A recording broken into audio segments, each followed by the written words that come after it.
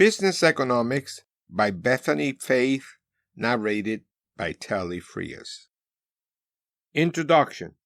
In the broadest sense, economics refers to the study of the components and functions of a particular marketplace or economy, such as supply and demand, and the impact of the concept of scarcity.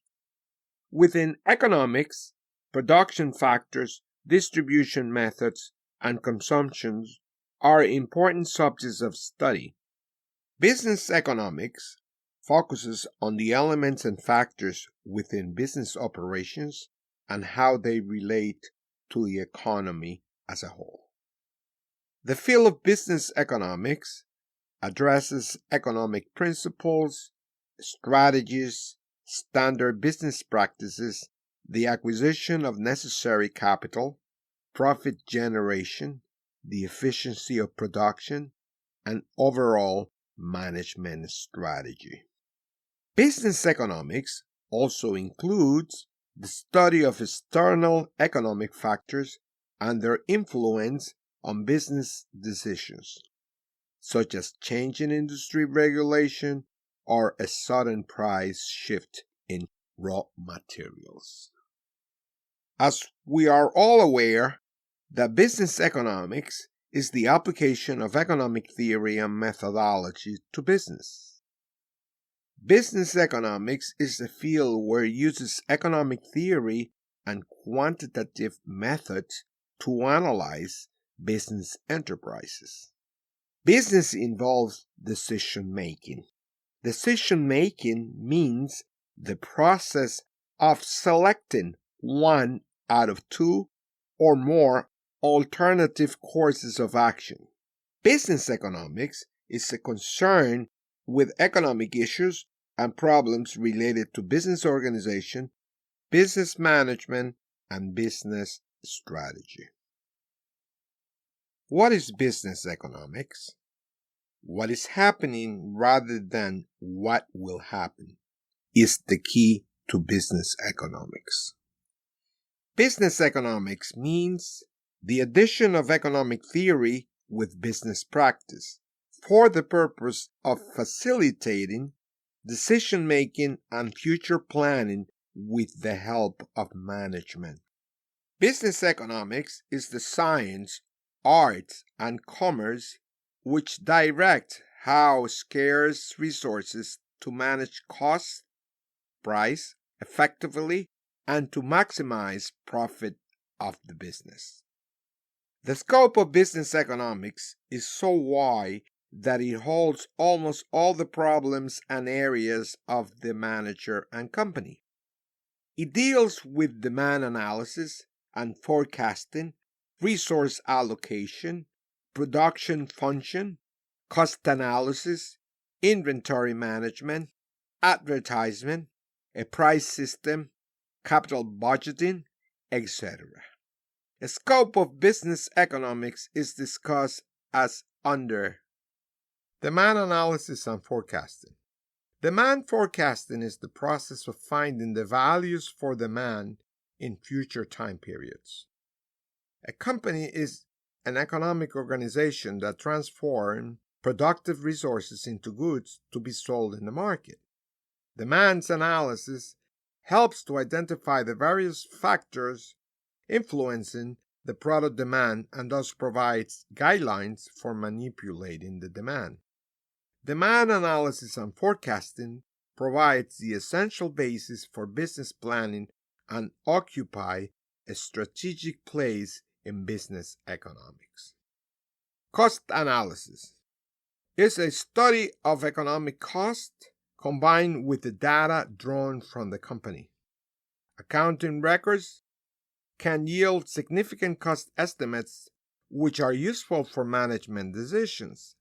An element of cost uncertainty exists because all the factors determining cost are not known and controllable. Inventory management. It refers to the stock of raw materials which a company keeps. If the level of inventory is low, production will be hampered at the same time. If the level of inventory is high, then it will amount to blockage of funds. Advertisement. Business economics helps in determining the total advertisement cost and budget, the measuring of economic effects of advertising, and form a fundamental part of decision making. Price system. Pricing is an important area of business economics. In fact, price is the origin of a company revenue, and as such, its success largely depends on how correctly the pricing decisions are taken. Let's discuss how a business economist plays an important role in making business decisions. The business economist is expected to play a positive and constructive role in a modern business setup. A business is essentially involved in the process of decision making as well as forward planning. A business decision is an integral part of management. Management and decision making are to be considered inseparable. A business decision is the selection of a particular course of action based on some criteria from two or more possible alternatives.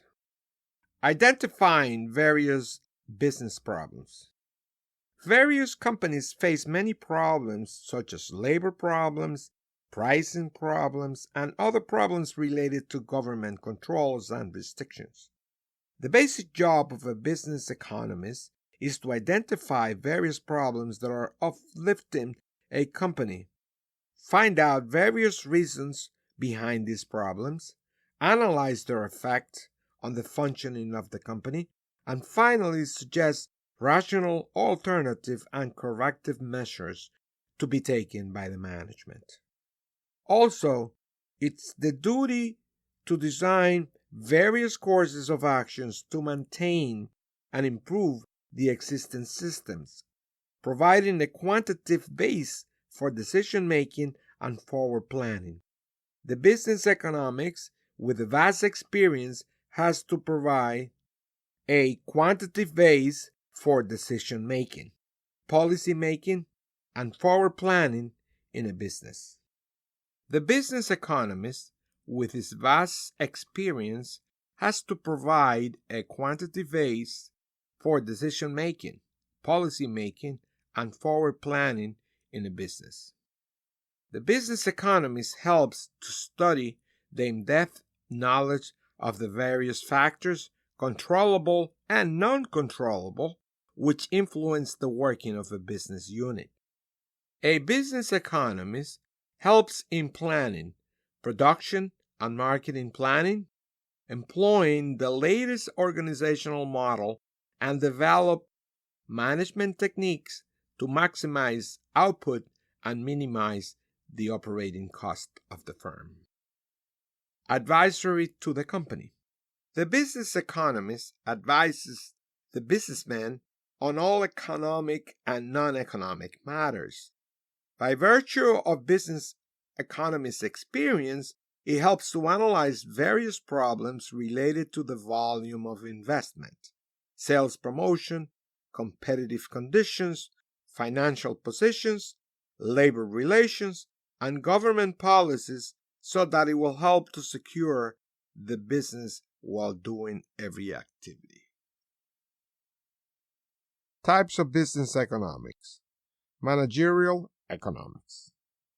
Managerial economics is a field of study within business economics that focuses on the microeconomic factors that influence the decision-making processes of an organization.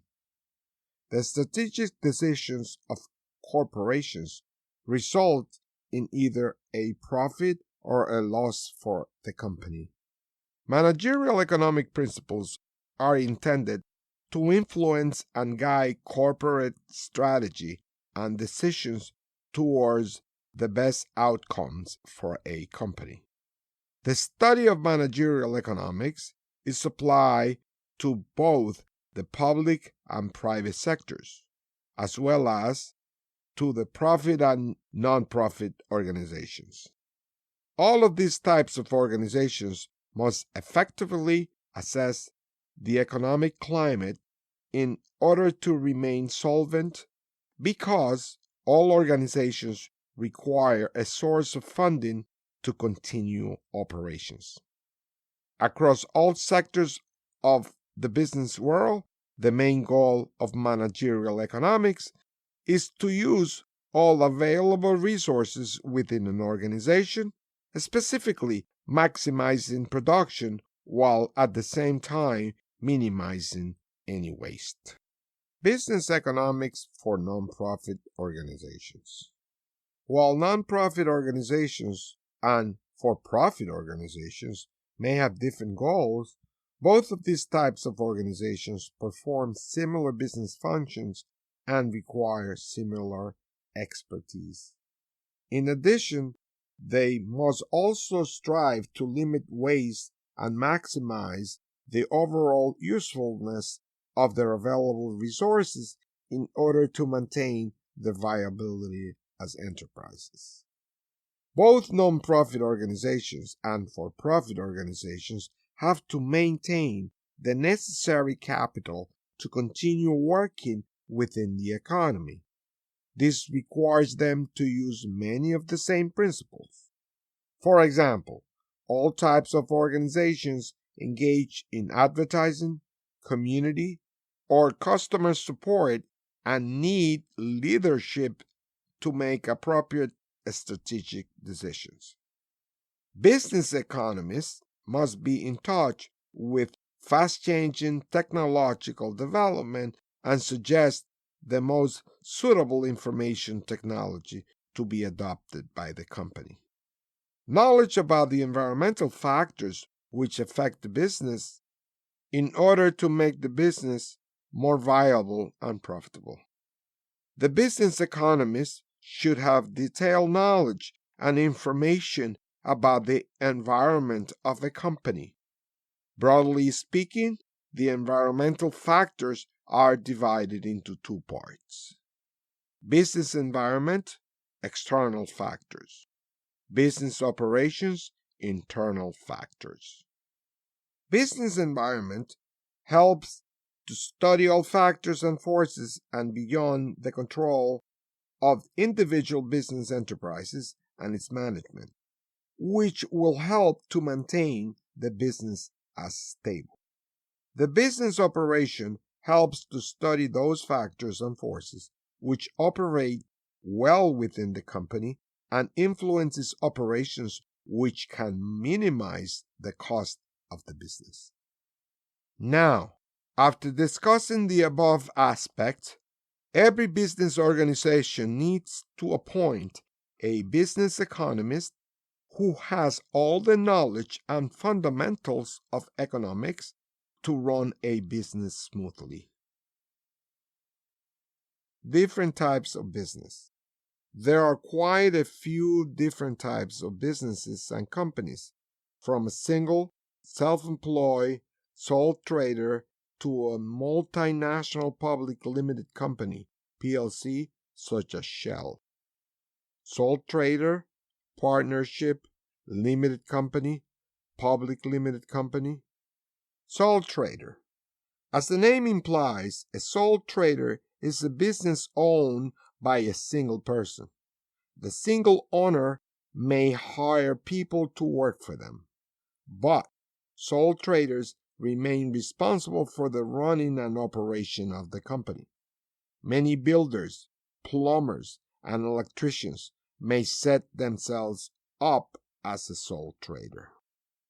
Advantages of being a sole trader.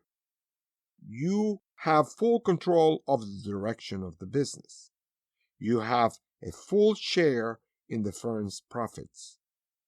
You can pursue other nonprofit maximizing objectives you may not be able to in an ordinary firm. Significant motivation when you are sole trader. Disadvantages of being sole trader. Limits ability for a firm to grow and raise funds for investment. Will struggle if you become ill or sick. It can be stressful as you are always responsible and can't delegate. Sole traders often end up working long hours, especially when a firm is growing.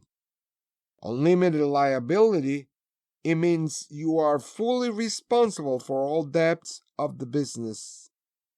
Private company. This is a business owned by a small number of people.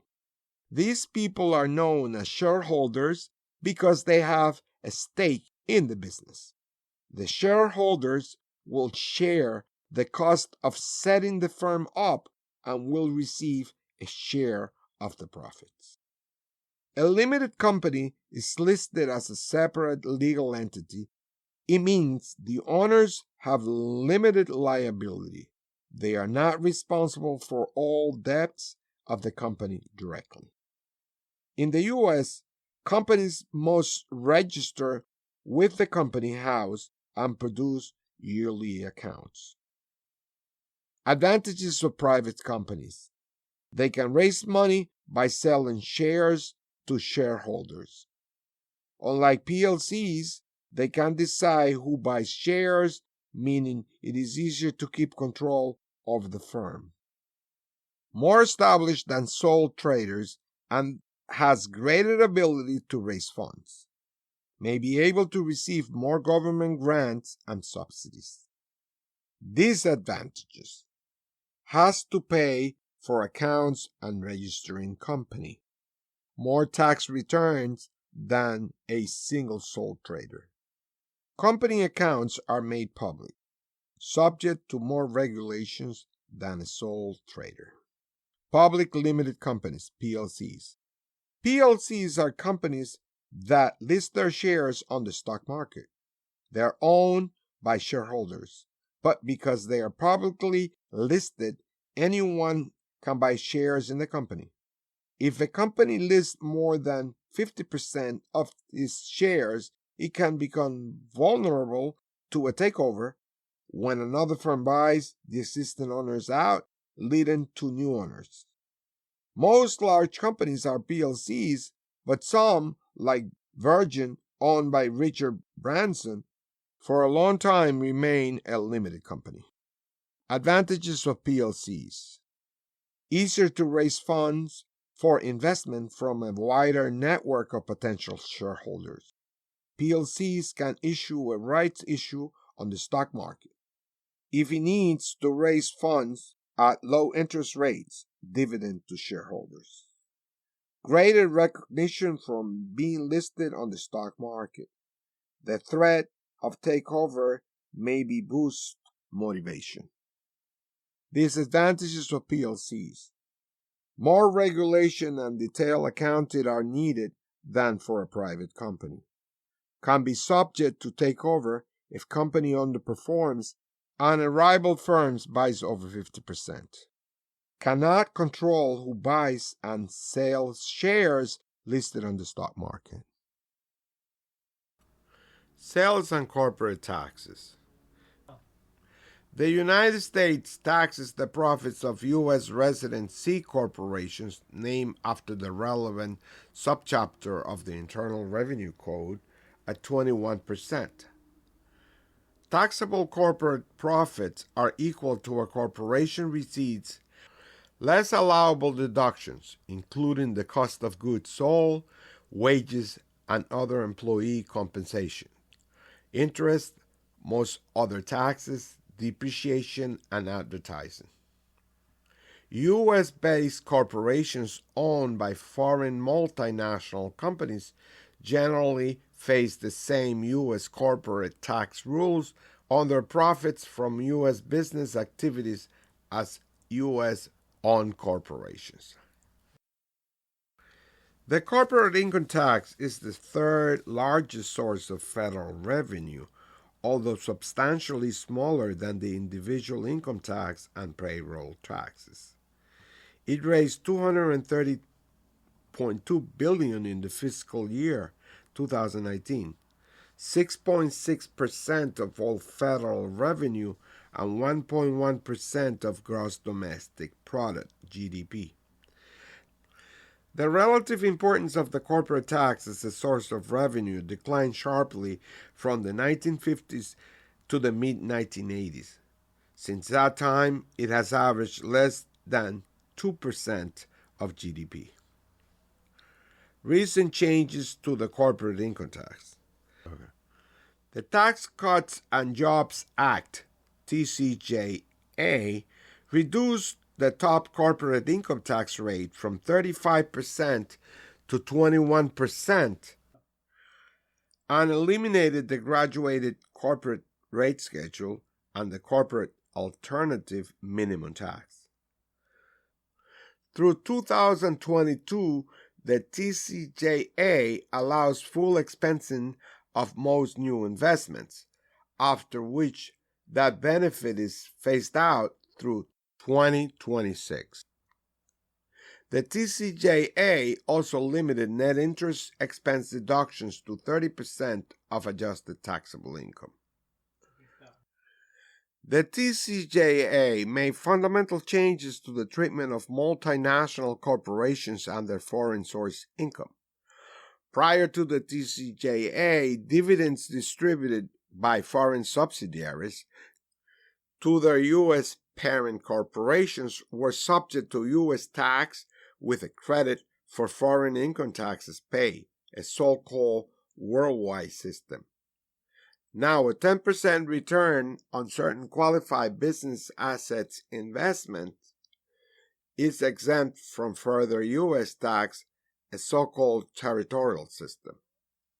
However, the reduced rate Global Intangible Low Tax Income, GILTI, minimum tax applies to returns above that amount, regardless of whether they are repatriated as dividends.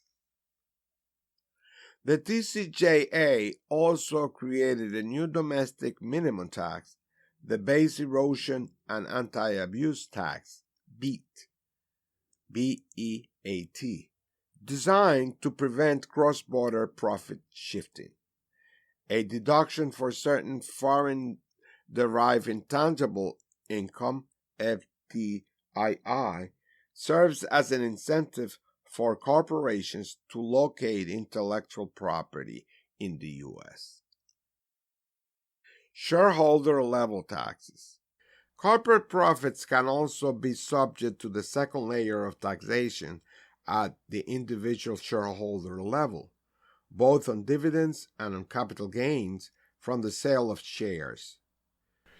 Dividends are separated into qualifying dividends, comprising most ordinary dividends of U.S. corporations, and other dividends. Capital gains are separated into long-term for assets held at least 1 year and short-term.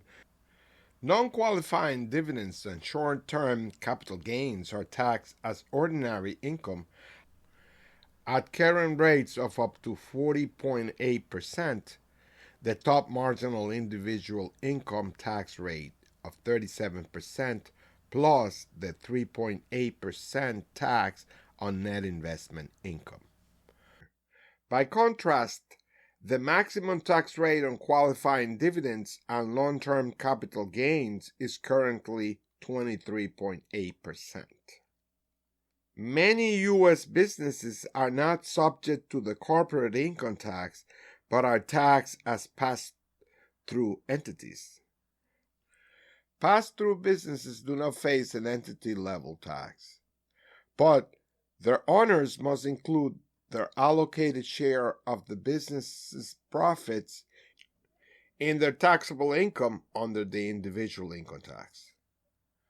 Pass-through entities include sole proprietorships, partnerships, limited liability companies, LLCs, and S corporations. Components of business environment. Everything you need to know about the components of the business environment. Business environment refers to those aspects of the surrounding of a business enterprise that affect or influence its operations and determine its effectiveness. The business environment is always changing and is uncertain. It is because of this that it is said that the business environment is the sum of all the factors outside the control of the management of a company. The factors which are constantly changing, and they carry with them both opportunities and risks or uncertainties which can make or mark the future of business. Some of the components of the business environment are as follows: internal environment, financial capability, marketing capability, operations capability, personnel capability, general management capability. External environment, microenvironment, and macroenvironment. Additionally, also learn about the other components of the business environment: economic environment, technological environment, social environment, demographic environment, political and legal environment, global environment. Components of business environment: major components, internal environment, and external environment. Internal environment. It refers to all the factors within an organization that affect its functioning. These factors are generally regarded as controllable. Example, the organization can alter or modify such factors. Some of the important internal factors are financial capability. Financial capability factors relate to the availability, usage, and management of funds and all allied aspects that have a bearing on an organization's capacity and its ability to implement its strategies. Some of the important factors which influence the financial capability of any organization are as follows: factors related to the sources of funds like capital structure, procurement of capital, financing pattern, working capital availability, borrowings, capital and credit availability, reserves and surplus, and relationship with banks and financial institutions. Factors related to uses of funds such as capital investment, fixed assets acquisition, current assets, loans and advances, dividend distribution, and relationship with shareholders. Factors related to the management of funds like financial accounting and budgeting, management control system, state of financial health, cash, inflation, credit, return and risk management, cost reduction and control, and tax planning and control. Marketing capability. Marketing capability factors relate to the pricing, promotion, and distribution of products or services, and all the allied aspects that have a bearing on an organization's capacity and ability to implement its strategies. Some of these important factors which influence this marketing capability of an organization are as follows: product-related factors like variety, differentiation, mix quality, positioning, packaging, etc. Price-related factors like pricing objectives, policies, changes, protection, advantages, and etc. Promotion-related factors like promotional tools, sales promotion, advertising, public relations, etc. Integrative and systematic factors like marketing mix, distribution system, market standing, company image, marketing organization, marketing system, marketing management, information system, etc. Operations capability. Operations capability factors relate to the production of the products or services, use of material resources, and all allied aspects that have a bearing on the organization's capacity and ability to implement its strategies. Some of the important factors which influence the operations capability of an organization are as follows: factors related to the production system like capacity, location, layout, service, design, work system, degree of automation, the extent of vertical integration, etc. Factors related to the operation and control system like aggregate production, planning, material supply, inventory, cost and quality control, maintenance system and procedure, etc. Factors related to the R&D system like personnel, facilities, product development, patent right, level of technology used, technical collaboration and support, etc. Personnel capability. Personnel capability factors relate to the existence and use of human resources and skills and all ally aspects that have a bearing on an organization's capability and capacity to implement its strategies. Some of the important factors which influence the personnel capability of an organization are as follows. Factors related to the personnel system, like system for manpower planning, selection, development, compensation, communication, and appraisal. The position of the personnel department within the organization, procedures and standards, etc. Factors related to organization and employee characteristics like corporate image, quality of managers, staff, and workers, perception about the image of the organization as an employer, availability of developmental opportunities for employees, working conditions, etc. Factors related to industrial relations like union management relationship, collective bargaining, safety, welfare and security, employee satisfaction and morale, etc. General management capability. General management capability relates to the integration, coordination, and direction of the functional capabilities towards common goals and all ally aspects that have a bearing on an organization's ability to implement its strategies. Some of the important factors which influence the general management capability of an organization are as follows.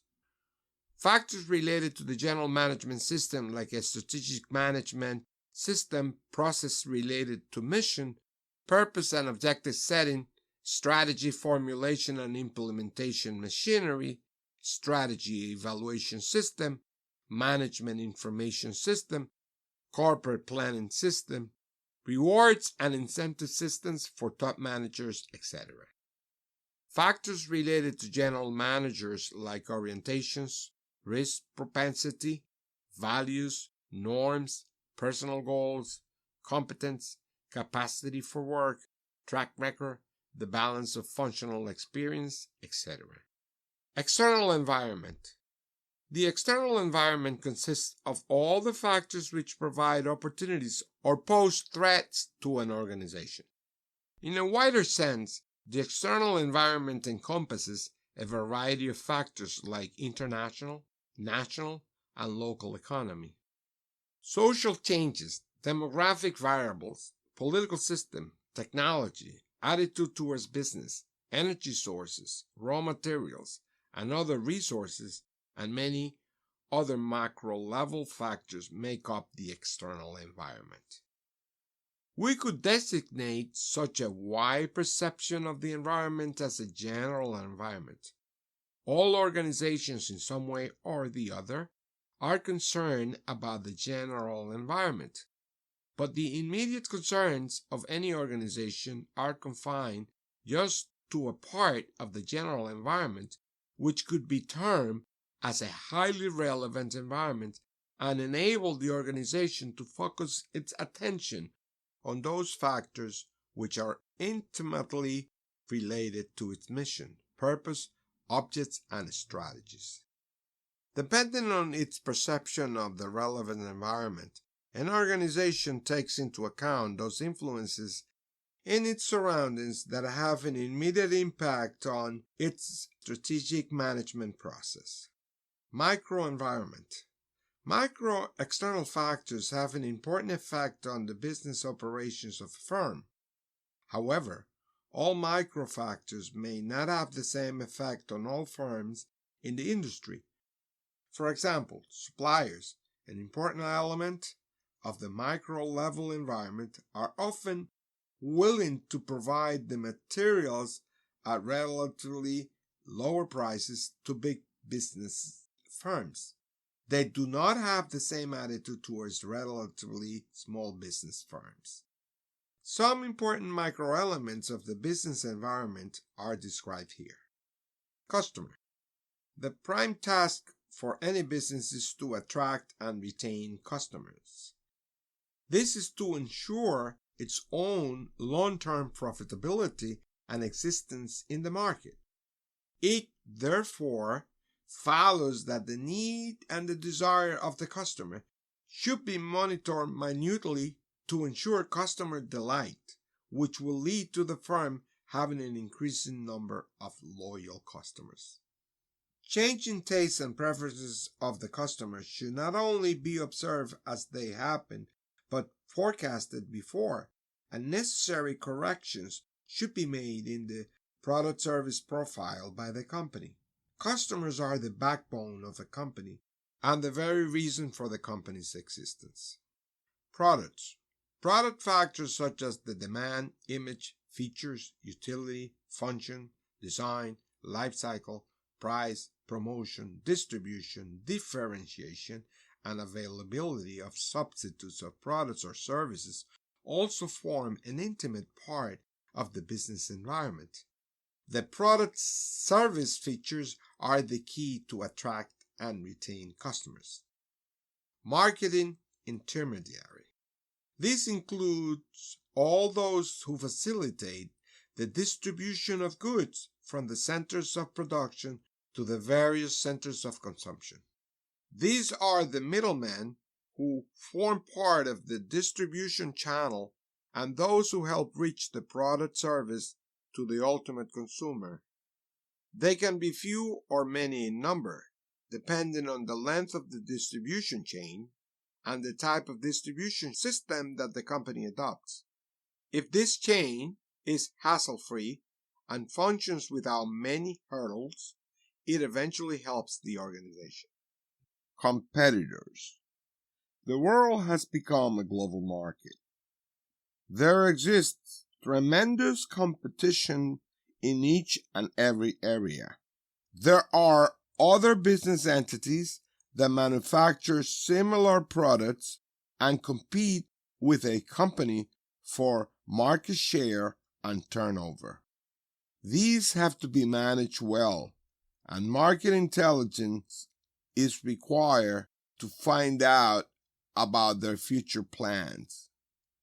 These can play a major role in making or marring the fortunes of any company.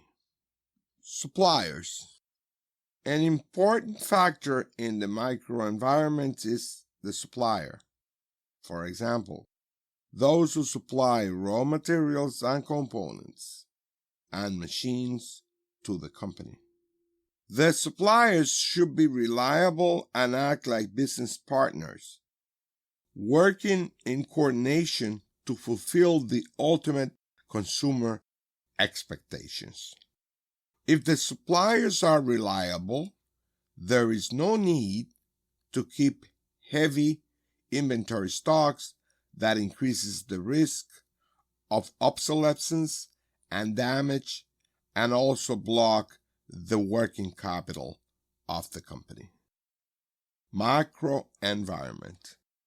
The macro environment is the larger, uncontrollable environment consisting of societal forces that affect all other environments. They offer tremendous opportunities for any business and also present threats that can harm a business in a major way. This environment becomes crucially important to understand and study for the purpose of strategic planning and decision making. It has broader dimensions than the microenvironment. It consists of individuals, groups, agencies, events, conditions, and forces with which the organization comes into frequent contact in the course of its functioning. The macro environment is actually the real environmental factor that influences the growth and structure of any business to the greatest degree. It is made up of the following components. A. Social cultural environment. This consists of the society and culture of a place where the organization is doing its business. It is a general entity that influences almost all firms in a similar manner. Some of the important factors and influences operating in the social environment are the buying and consumption habits of people, their languages, beliefs and values, customs and traditions, tastes and preferences, education, and all factors that affect the business. These factors are listed below. Demographic characteristics such as population, density, and distribution, etc. Social concerns such as the role of business in society, etc. Social attitudes and values such as the expectations of the society from the business. Family structures, educational levels, awareness and work ethics, beliefs and value systems, local festivals. Political environment. The political environment consists of factors related to the management of public affairs and their impact on the business of an organization. The political environment has a close relationship with the economic system and economic policies. For example, communist countries have a centrally planned economic system. In most countries, apart from those laws that control investment and related matters, there are a number of laws that regulate the conduct of the business. These laws cover such matters as the standard of product, packaging, promotion, etc. Democratic countries having a stable political system where the government plays an active role as a planner, promoter, and regulator of economic activities. Businessmen, therefore, are conscious of the political environment that their organization faces. Most governmental decisions related to the business are based on political considerations in line with the political philosophy followed by the ruling party at the center and the state level. Some aspects of the political environment are as follows: the general state of political development, the degree of politicization of business in economic issues, the level of political morality, the law and order situation, political stability, political ideology and practices of the ruling party. C. Economic environment. The economic environment consists of macro-level patterns related to the areas of production and distribution of wealth that have an impact on the business of an organization. Some of the important factors and influences operating in the economic environment are: economic stages existing at a given time in a country.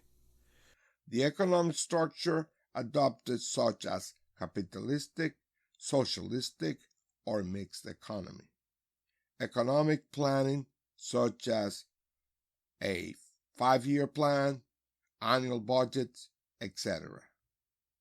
Economic policies such as industrial, monetary, and fiscal policies.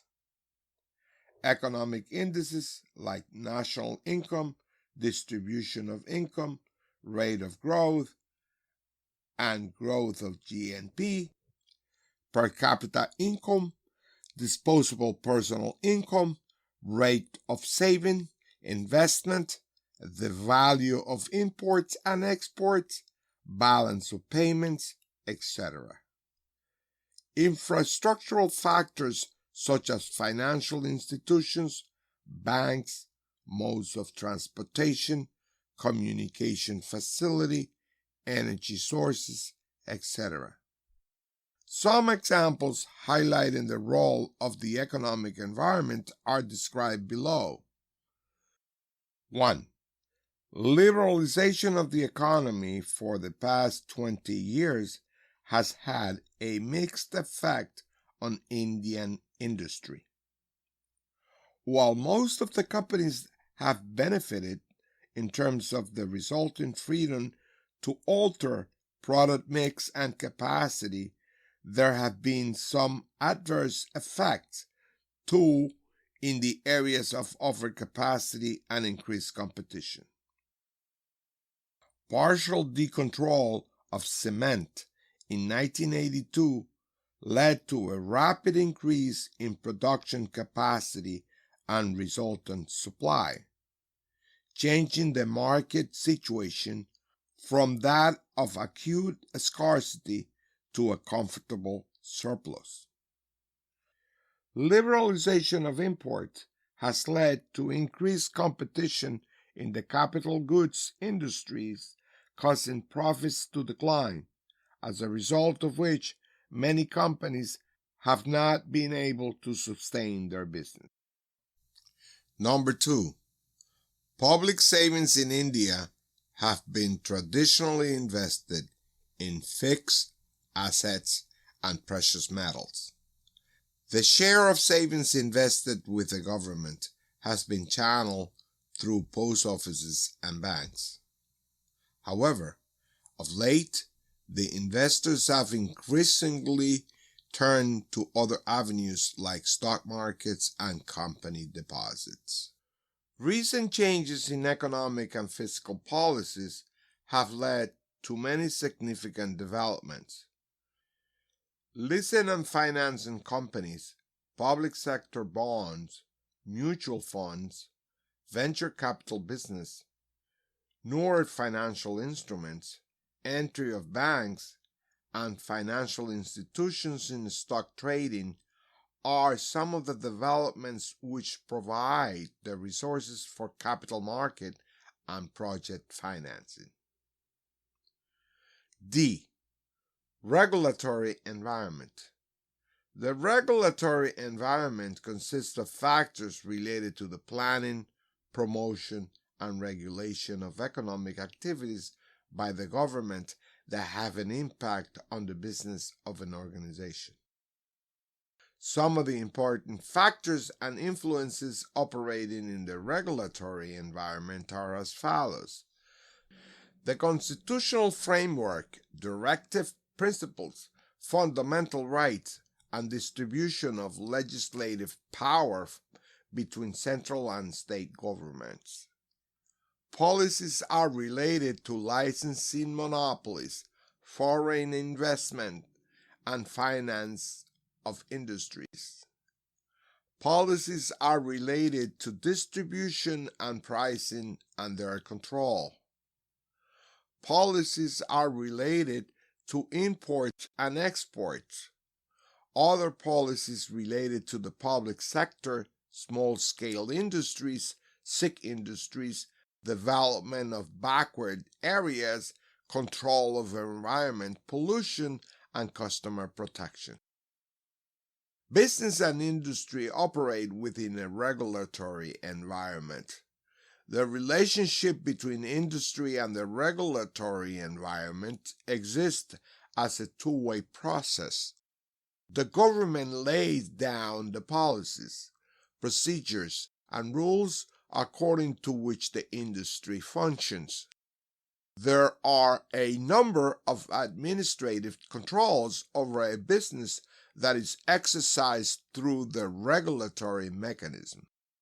Some of the important areas of control are industry policy and licensing, monopolies and restrictive trade practices, legislation related to a company's operation, import and export control and control over foreign exchange, control over foreign investment and collaboration, control through consumer protection, and control of environmental pollution. E. Technological environment. The technological environment consists of those factors related to knowledge, apply, and the materials and machines used in the production of goods and services that have an impact on the business of an organization. For many enterprises, technology is the most dynamic of all environmental factors. An individual firm is concerned with its product and process technology.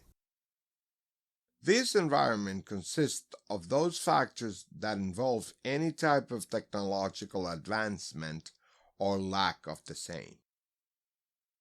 Some of the specific factors that can be described are as follows. Sources of technology like company sources, external sources, and foreign sources.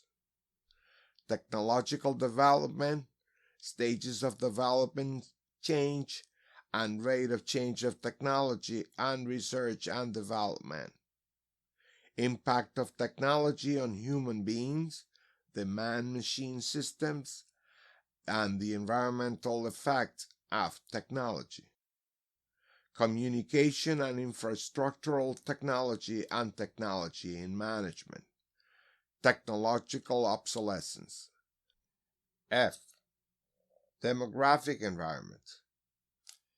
This environment deals with the composition and characteristics of the population of a place. All the relevant descriptions of the population of a place with respect to its demographic profile will affect business decisions drastically. It would be in the interest of any firm to consider these aspects in detail before planning the strategy. It includes factors such as average family size, size of population, educational levels, economic stratification of the population, job profiles and income levels, sex ratio composition of the population, life expectancy, religion, caste, and customs and traditions, spatial mobility of the population. Components of business environment: economic environment, technological environment, social environment, demographics, environment, and a few others. The general environment of an organization is made up of vital components such as economic, technological, social, demographic, political and legal, and global forces. These have a positive, neutral, and negative influence on business. Professors Alex Miller and Gregory Dess have nicely presented these in their title Strategic Management. Economic environment. It is the macroeconomic indicators that the strategist is to study as they have a bearing on his decisions. These indicators shape the economic health and well-being of the economy. These are the determinants of a firm's ability to earn profits and generate wealth. It is wealth maximization that is more important because it means maximization of profits and plowing them back into investments that generate further income. The components of the economic environment are: 1. General economic conditions. The general economic conditions that prevail in an economy are the determinants of economic prosperity and the well-being of the community. These economic conditions are the amount of national income, per capita income, economic resources, distribution of income and wealth, economic development are the variables that make or mar the economic prosperity of the people. The income and its distribution determine the business prospects and hence business strategies. In an economy where it is low and the per capita is comparatively low, it results in poor demand. This pessimistic situation does not attract business people to invest and carry on the manufacturing and marketing activities. On the other hand, in the case of those economies where the income of the economy is rising, and that leads to more and more investments and entering into industrial and marketing activities. 2. Economic systems. The economy is an arrangement that encourages the generation of income, its distribution by use of resources at its disposal based on some accepted economic philosophy. The economies all over the world are broadly wedded to Kabbalistic, socialistic, and communistic as pure breeds or hybrid economies called mixed economies. Capitalism grants the maximum economic freedom in managing economic activities, and socialism speaks of utmost control by the state. A mixed economy has the freedom as well as state's role, where both public and private sectors coexist, supporting one another. The fall of a mighty nation that was formed at the beginning of the 20th century had to kick the bucket over a period of 100 years. Today, USSR is divided into small countries which were one of the greatest powers of the world, wedded to socialistic ideology. 3. Economic policies. It is the apt and timely economic policies taken and implemented by the government that decides the fortunes of the country and the citizens. 4. Economic growth. Economic growth or development is the rise and sustaining per capita income of every individual who is a member of the economy. It is the economic growth rate that speaks of increased consumption expenditure, lowering of pressure in the industrial field, that offers more opportunities and makes the firms withstand the rigors of threats. Another way around is also true. Lower economic growth, reduced consumption expenditure, builds up the pressure and lowers down the profitability. 5. Interest rates. The rate of interest influences the demand for the goods and services in the economy when the goods and services are bought through borrowed funds. In case the rate of interest is low, the demand for products may be consumer durables or non-durables. This gives fuel to the industries to grow. The opposite is true when the rates are high.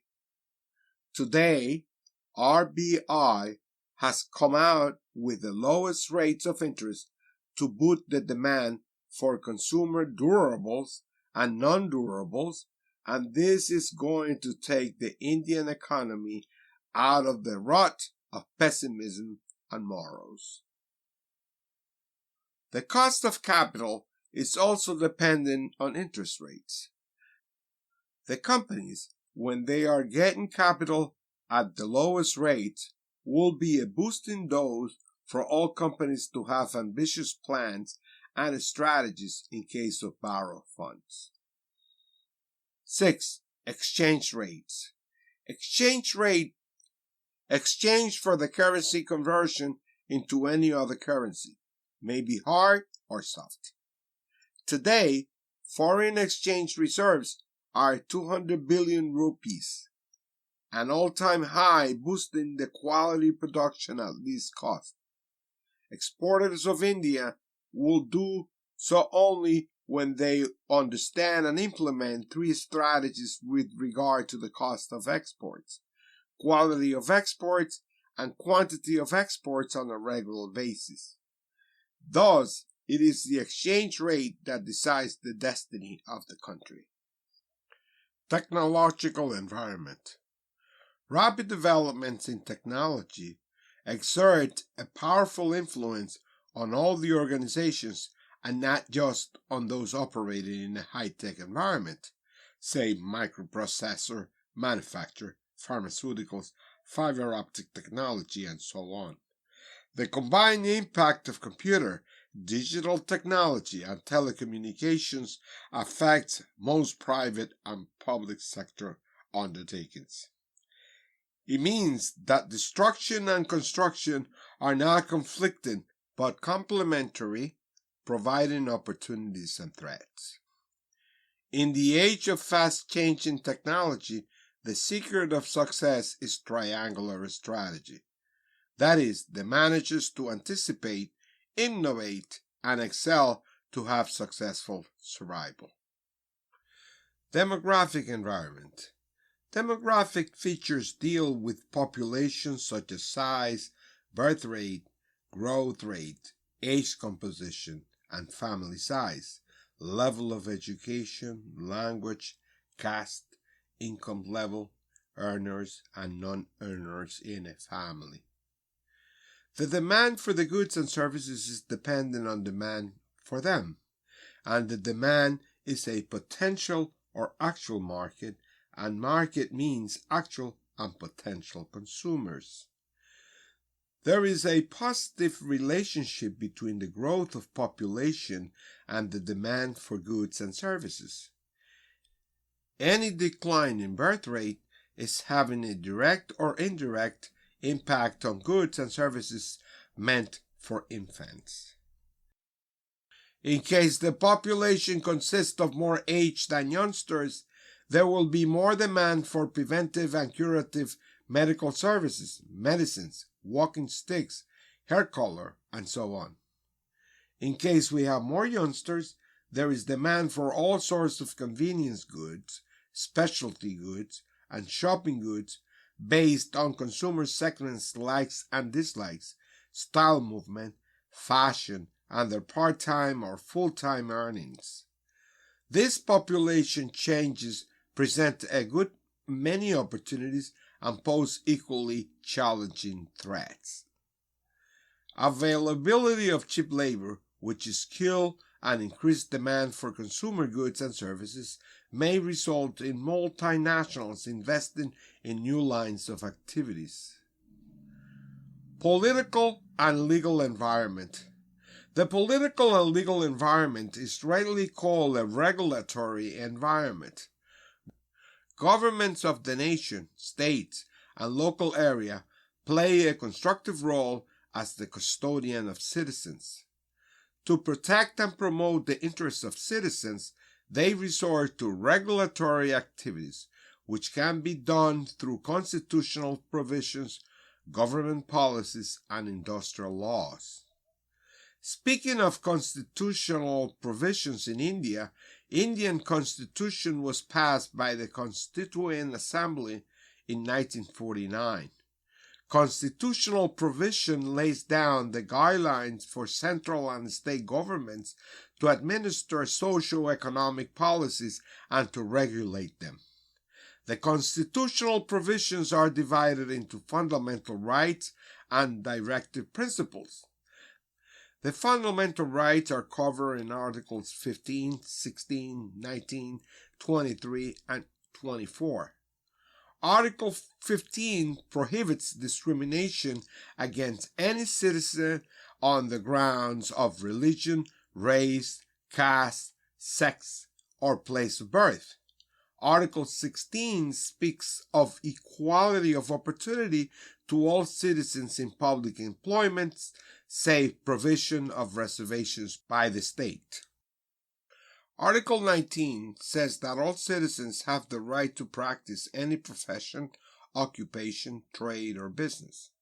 Article 23 speaks of the right against exploitation and traffic in human beings. Article 24 provides for the prohibition of child labor below 14 years in factory or mine or hazardous work. The directive principles are the principles and laws enforceable by courts. These serve as guidelines for government and business houses. Of these, major ones are promotion of people's welfare, minimizing inequality of income and the elimination of inequalities of the status, facilities, and opportunities of citizens, securing adequate means of livelihood of citizens, equality of pay for equal work for both men and women, provision of just and humane working conditions and maternity relief, securing the wage and working conditions to provide a decent living standard, workers' participation in management, proper distribution of ownership and control of natural resources to prevent concentration of wealth with a few and instead serve the common good of the community. Coming to government policies, these are based on industrial resolution. Industrial resolution embodies a policy of government. Empower government policies are both positive and negative in approach. The policy framing and implementation grant four kinds of roles, namely regulatory, promotional, entrepreneurial, and that of planners. The regulatory role consists of restriction of private participation in areas like defense, industries, or atomic energy, controlling capacity and locations of plants, putting ceilings on expenses, floor limit of wage and bonus, provisions of statutory welfare measures, regulation in terms of equity participation and foreign investment, corporate tax, professional tax, tax on entertainment expenses and the like, export and import rules, customs duties, tariffs, and so on.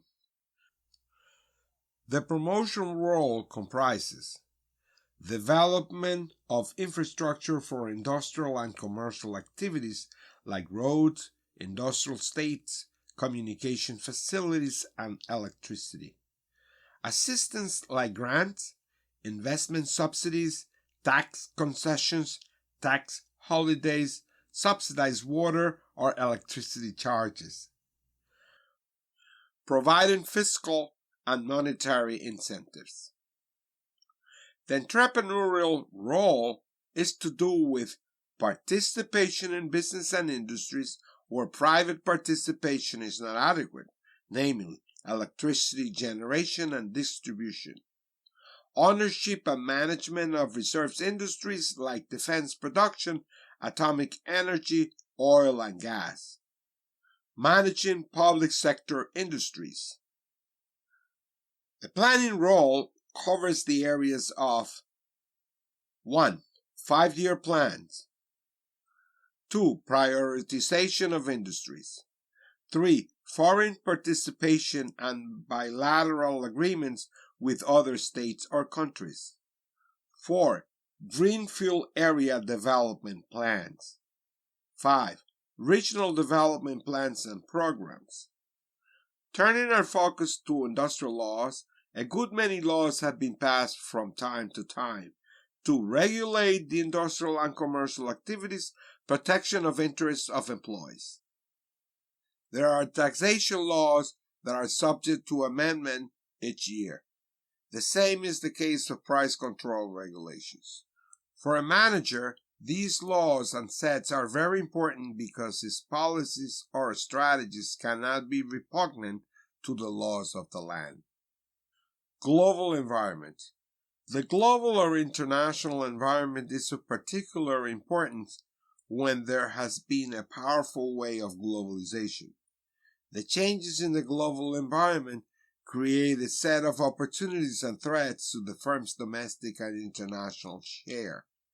Thus, the fall of state communism in Eastern Europe generated enormous growth opportunities for multinationals of America, Western European countries, and rising Asian tigers. The removal of trade barriers in 1992 between community members in the European community provided them the opportunity for free trade. The euro-dollar came in as a new currency in 1999 that granted a good many opportunities and threats for different currencies of the member countries. Competitive environment. Every organization faces competition, whether small or big, national, multinational, or transnational. Medium and small businesses chase the same set of customers and find that prices and product quality are bound by the moves of their competitors. Multinationals and large organizations clash directly on every level of product and service. The benefits of competition are also enjoyed by society and the markets in which the competing organizations operate. The customers get products of better quality at lower cost.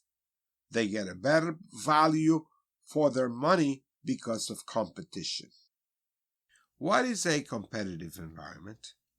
The external environment of an organization consists of a general environment and/or a competitive environment. It is also widely accepted that the nature of competition in an industry is more directly influenced by developments taking place in the competitive environment. The changes in customers and direct competitors that influence the competitive strategy of the business unit are: 1. The development of new products by competitors. 2. The emergence of new channels of distribution. And 3. The rise of new customer values. The competitive environment, also known as the market structure, is the dynamic system in which the business competes. Effect of competition. The competitive environment will have a major impact on the firm's strategy. 1. The pressure from direct competitors, or to use another phrase, the competitive intensity of the industry. If the intensity is high, the profitability of firms in the industry is likely to be below. Example: a combination of slow growth and excess capacity is likely to produce lower margins, particularly if this is coupled with high exit barriers. Number 2. Influencing industry profitability is the ease of entry for the new competitors. Industry profitability is likely to be low when entry barriers are low, when it is easy for competitors to enter and compete. In the fight for market share, competition is not manifested only in the macro-environmental factors. Rather, competition in an industry is rooted in underlying economics, and competitive forces exist that go well beyond the established combatants in a particular industry. Customers, suppliers, potential entrants, and substitute products are all competitors that may be more or less prominent or active depending on the industry. How to deal with competition. A better understanding of the nature and extent of competition may be reached by answering the following questions. Who are the competitors? What are their products and services? What are their market shares? What are their financial positions? What gives them cost and price advantage? What are they likely to do next? How strong is their distribution network? What are their manpower strengths? Cooperation in a competitive environment. Mutual cooperation among business units is witnessed in every competitive business environment. In this setup, every organization fulfills its business objectives and gets mutual benefits. Cooperation in a competitive environment can be ensured through the following techniques. Collusion. Collusion is an agreement between two or more persons, sometimes illegal and therefore secretive, to limit open competition by deceiving, misleading, or defrauding others of their legal rights, or to obtain an objective forbidden by law, typically by defrauding or gaining an unfair advantage. It is an agreement among firms to divide the market, set prices, or limit production.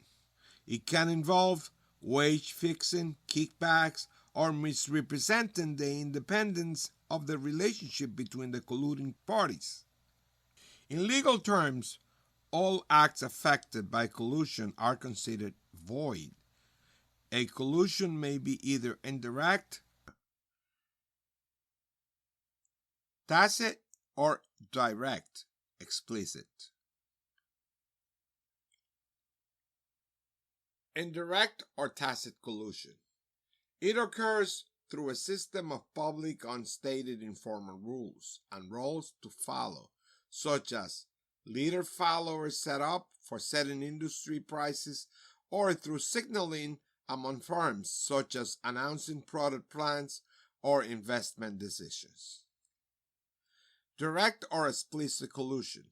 It happens when the firms discuss together what they will do.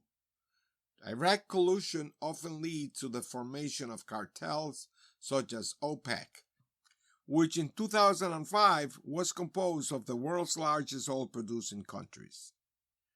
Cartelization. A cartel is a formal agreement among competing firms. It is a formal organization where there is a small number of sellers and usually involves homogeneous products.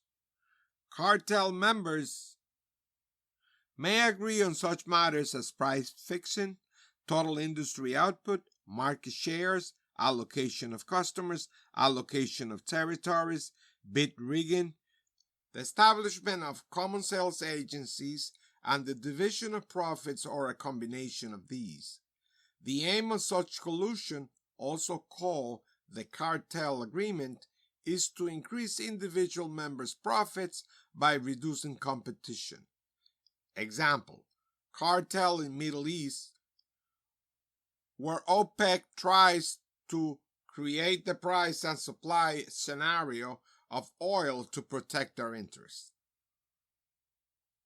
In the public cartel, any government is involved in enforcing the cartel agreement, and the government's sovereignty shields such cartels from legal action. Private cartels are subject to legal liability under the antitrust laws now found in nearly every nation of the world. Keiretsu. It is a complex arrangement in which firms take equity stakes in one another as a long-standing strategic alliance. It is used in Japan to link up many different companies. The Keiretsu maintained dominance over the Japanese economy for the greater half of the 20th century, but are beginning to lose their grip. The member companies own small portions of the shares in which other companies center on a core bank. This system helps insulate each company from stock market fluctuations and takeover attempts, thus enabling long-term planning in innovative projects. It is a key element of the automotive industry in Japan. A. Horizontal keiretsu. The primary aspect of a horizontal keiretsu, also known as financial keiretsu, is that it is set up around a Japanese bank. The bank assists these companies with a range of financial services. Example, the leading horizontal Japanese keiretsu, also referred as the Big Six, include Fuyo, Sanwa, Sumitomo, Mitsubishi, Mitsui, and Daiichi Kanyo bank groups. Horizontal keiretsu may also have vertical relationships called branches. B. Vertical keiretsu. Vertical keiretsu, also known as industrial keiretsu, are used to link suppliers, manufacturers, and distributors of one industry. One or more sub-companies are created to benefit the parent company, for example, Toyota or Honda. Family-owned corporation. Corporation generates automatically in business owned by the same family. The ownership groups are engaged in the management of the enterprise in a direct manner. The ownership group is nothing but a family with its kith and kin. This includes business houses such as Tata, Birla, Goldratt, Reliance, Modi, Escorts, etc. Major decisions and sometimes even minor decisions are made by members of the family who manage the enterprise. Conglomerate. It is a strategy that expands the firm's operations into industries and markets that are not similar or related to the firm's initial base. It does not involve the firm's distinctive competence across different lines of business. The conglomerate is a corporation that is made up of a number of different, seemingly unrelated businesses. In a conglomerate, one company owns a controlling stake in a number of smaller companies which conduct business separately. Each of a conglomerate's subsidiary businesses runs independently of the other business divisions, but the subsidiary's management reports to senior management at the parent company.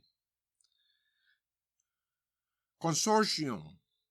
The consortium is a Latin word meaning partnership, association, or society, and derives from consors, meaning partner. A consortium is an association of two or more individuals, companies, organizations, or governments, or any combination of these entities with the objective of participating in a common activity or pooling their resources for achieving a common goal. In many high-tech industries, competing firms will actively cooperate to share the cost and risk of developing cutting-edge technology that represents important breakthroughs. What is return on investment? ROI. Return on investment, ROI, is a performance measure used to evaluate the efficiency or profitability of an investment or compare the efficiency of a number of different investments.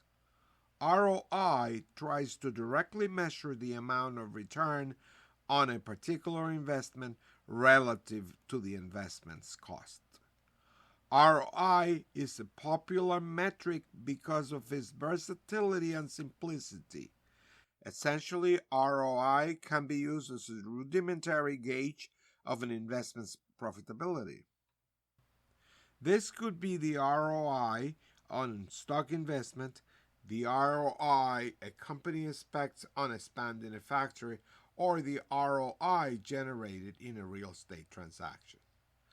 The calculation itself is not too complicated and is relatively easy to interpret for its wide range of application. If an investment's ROI is net positive, it is probably worthwhile.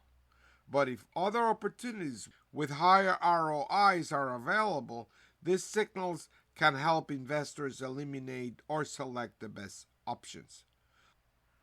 Likewise, investors should avoid negative ROIs, which imply a net loss. For example, Suppose Joe invested $1,000 in Slice Pizza Corporation in 2017 and sold the shares for a total of $1,200 1 year later. To calculate the return on this investment, divide the net profits, 1,200 minus 1,000 equals 200, by the investment cost, 1,000, for an ROI of 200 divided by 1,000, or 20%. With this information, one could compare the investment in Sliced Pizza with many other projects. Suppose Joe also invested 2,000 in Big Sales Stores Incorporated in 2014 and sold the shares for a total of 2,800 in 2017. The ROI on Joe's holdings in Big Sale would be 800 divided by 2,000, or 40%. Limitations of return on investment ROI. Examples like Joe's above reveal some limitation of using ROI, particularly when comparing investments. While the ROI of Joe's second investment was twice that of the first investment, the time between Joe's purchase and the sale was 1 year for the first investment, but 3 years for the second. Joe could adjust the ROI of the multi-year investment accordingly. Since the total ROI was 40%, to obtain the average annual ROI, Joe could divide 40% by 3 to yield 13.33% annualized. With this adjustment, it appears that although Joe's second investment earned more profit, the first investment was actually the more efficient choice. ROI can be used in conjunction with the rate of return, ROR, which takes into account a project's time frame. One may also use net present value, NPV, which accounts for differences in the value of money over time due to inflation. The application of NPV when calculating the ROR is often called the real rate of return. Developments in return on investment, ROI. Recently, certain investors and businesses have taken an interest in the development of a new form of the ROI metric called social return on investment, or SROI. SROI was initially developed in the late 1990s and takes into account broader impacts of projects using extra financial value. For example, social and environmental metrics not currently reflected in conventional financial accounts.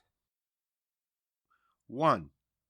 SROI helps understand the value proposition of certain environmental, social, and governance (ESG) criteria using socially responsible investing (SRI) practices.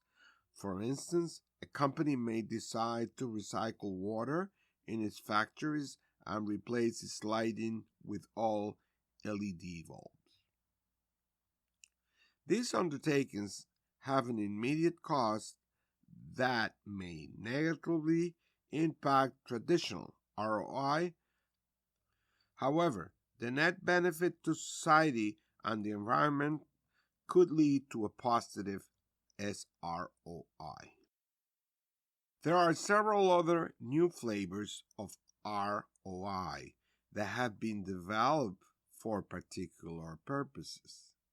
Social media statistics ROI pinpoints the effectiveness of social media campaigns.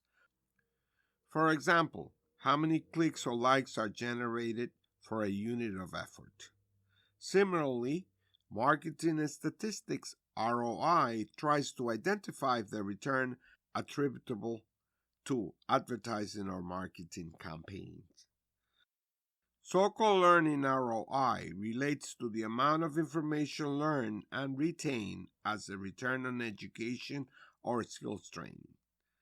As the world progresses and the economy changes, several other niche forms of ROI are sure to be developed in the future. Corporate social responsibility. What is corporate social responsibility, CSR? Corporate social responsibility, or CSR, is a self-regulating business model that helps a company be socially accountable to itself, its stakeholders, and the public. By practicing corporate social responsibility, also called corporate citizenship, companies can be conscious of the kind of impact they're having on all aspects of society, including economic, social, and environmental. To engage in CSR means that in the ordinary course of business, a company is operating in ways that enhance society and the environment instead of contributing negatively to them. Example of corporate social responsibility. Starbucks has long been known for its keen sense of corporate social responsibility and commitment to sustainability and community welfare. According to the company, Starbucks has achieved many of its CSR milestones since it opened its doors. According to its 2019 Global Social Impact Report, these milestones include reaching 99% of ethically sourced coffee, creating a global network of farmers, pioneering green building throughout its stores, contributing millions of hours of community service, and creating a groundbreaking college program for its partner employees. Starbucks goals for 2020 and beyond include hiring 10,000 refugees, reducing the environmental impact of its cups, and engaging its employees in environmental leadership. Today, there are many socially responsible companies whose brands are known for their CSR programs, such as Ben & Jerry's ice cream and Everlane, a clothing retailer.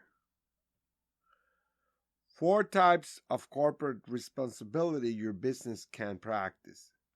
Recognizing how important socially responsible efforts are to their customers, employees, and stakeholders, many companies focus on a few broad CSR categories, including environmental efforts. One primary focus of CSR is the environment. Businesses, regardless of size, have large carbon footprints. Any steps a company can take to reduce its footprint is considered good for both the company and society. Philanthropy. Businesses can practice social responsibility by donating money, products, or services to social causes and nonprofits. Larger companies tend to have plentiful resources that can benefit charities and local community programs. However, as a small business, your efforts can make a big difference. If there is a specific charity or program you have in mind, reach out to the organization and ask them about their specific needs and whether a donation of money, time, or perhaps your company's products would best help them. Ethical labor practices. By treating employees fairly and ethically, companies can demonstrate CSR. This is especially true of businesses that operate in international locations with labor laws that differ from those in the United States. Volunteering. Participating in local causes or volunteering your time and your staff's time in community events says a lot about a company's sincerity. By doing good deeds without expecting anything in return, companies can express their concern and support for specific issues and social causes. Building a socially responsible business.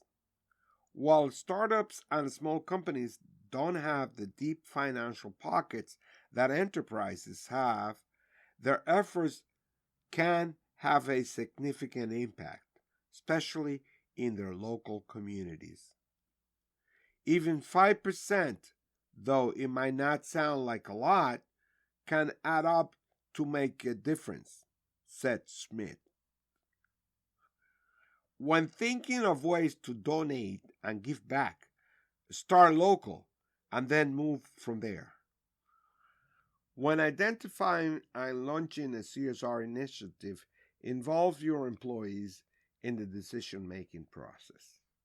Create an internal team to spearhead the efforts and identify organizations or causes that may be somewhat related to the business or that employees feel strongly about. Contributing to something your employees are passionate about can increase engagement and success. Involving your employees in the decision-making process can also bring clarity and assurance to your team. If decisions about CSR are made behind closed doors, people will wonder if there are strings attached and if the donations are really going where they say.